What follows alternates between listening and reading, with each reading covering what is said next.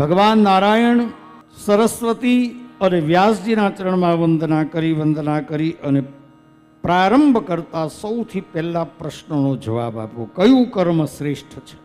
તો એનો જવાબ આપતા સૂત પુરાણી કહે છે, સવૈ પુંસામ પરો ધર્મો યતો ભક્તિ રથોક્ષજે અહેતુક્ય પ્રતિહતા યયાત્મા સંપ્રસીદતી. સવૈ પુંસામ પરો ધર્મો યતો ભક્તિ રથોક્ષજે. એ જ ધર્મ, એ જ કર્મ, એ જ ભક્તિ શ્રેષ્ઠ છે જેની અંદર આપણો કોઈ નિજી સ્વાર્થ ન હોય.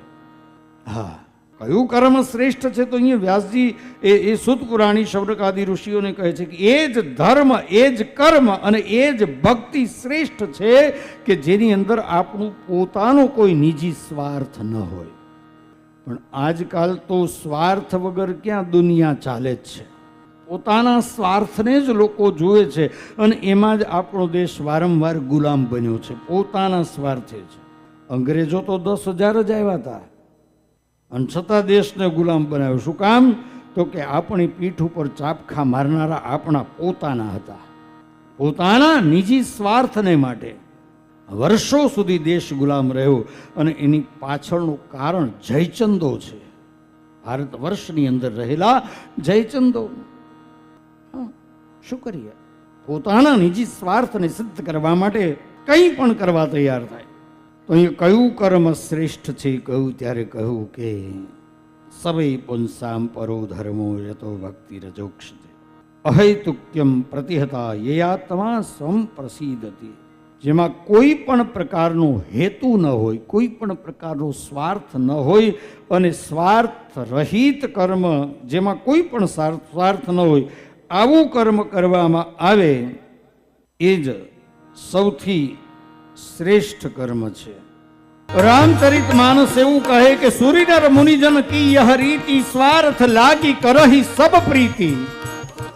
આ જગતમાં હેતુ વગર, સ્વાર્થ વગર કોઈ કામ કરતું નથી. અને એટલે તો કવિએ ભગવાનને પણ કહી દીધું. હા, આખરી પંક્તિ, ઓરે દુનિયાના માલિક તારા રે હેતુનો મેં જાણી લીધો છે જોન ભેદ. ઓરે દુનિયાના માલિક તારા આ હેતુનો મેં જાણી લીધો છે જોન ભેદ. તારી એ લીલાને કાજે સૃષ્ટિ સર્જાવી, તારી એ લીલાને કાજે, એ તારી એ લીલાને કાજે સૃષ્ટિ સર્જાવી. તે તો સાખ પૂરે છે તારા વેદ. આ દુનિયામાં હેતુ રે વિના ન હોય. આ દુનિયામાં હેતુ રે વિના ન હોય. જાદવરાય જાણ્યા તમારા સમે. આ દુનિયામાં હેતુ રે વિના ન હોય.